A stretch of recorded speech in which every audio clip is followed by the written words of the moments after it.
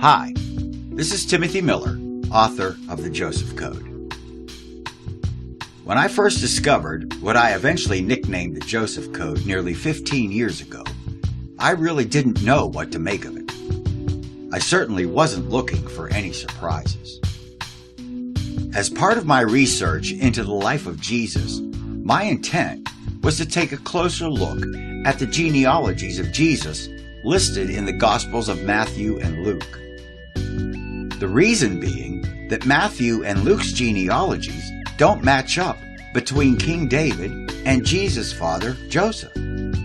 At the time, I was essentially looking for any common ancestral links between the two genealogies.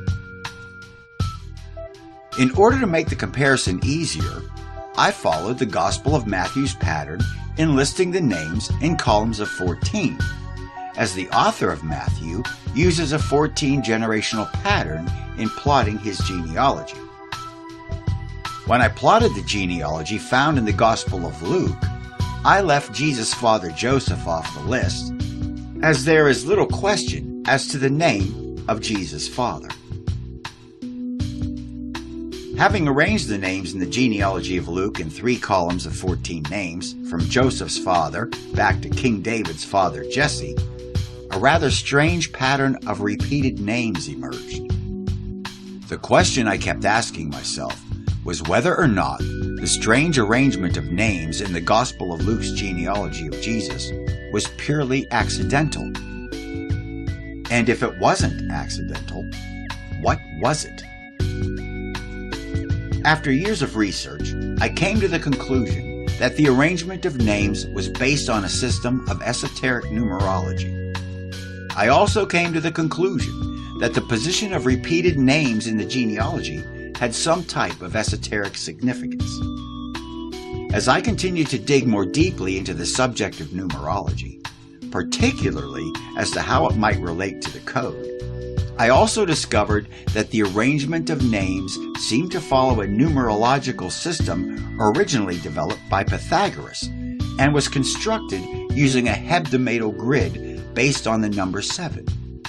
This grid also adds yet another layer of meaning to the code.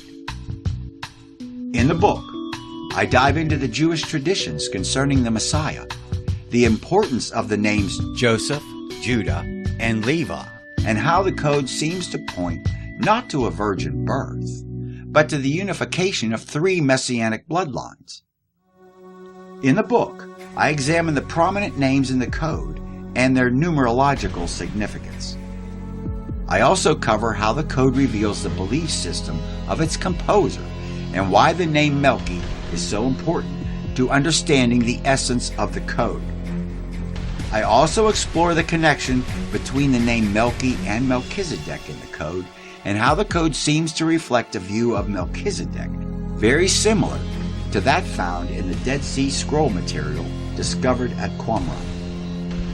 I also uncover another layer of the code's construction that suggests a meditative ritual followed by those who understood its deeper meaning. I also examine the historical evidence and the evidence within the New Testament that suggests that John the Baptist, Jesus, his family, and the members of the early Jesus movement were Essene Nazarites. I also take a look at the Jesus of the New Testament and explain why he only bears a slight resemblance to the real Jesus of Nazareth. I also explain how and why the story of the historical Jesus was overwritten and replaced by a largely fictional character invented by one Saul of Tarsus and his Gentile followers.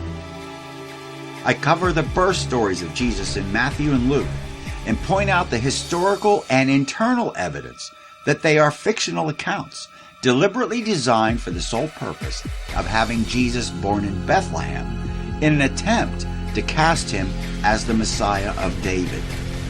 In contrast, the evidence within the Joseph Code suggests that Jesus was viewed by those who knew him not as the Messiah of David, but as the Messiah of Joseph.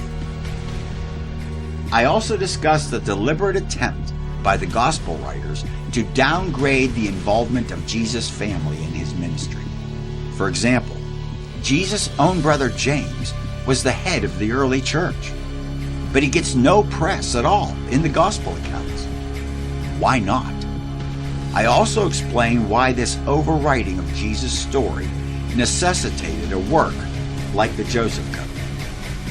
I also go into the historical evidence and contextual evidence within the Gospels themselves that the accounts of Jesus' trial before the Jewish court and Pontius Pilate are nothing more than a not-so-well-contrived fiction. I also attempt to identify the real culprits behind Jesus' crucifixion and explain why the Gospel accounts were written specifically to divert attention away from them.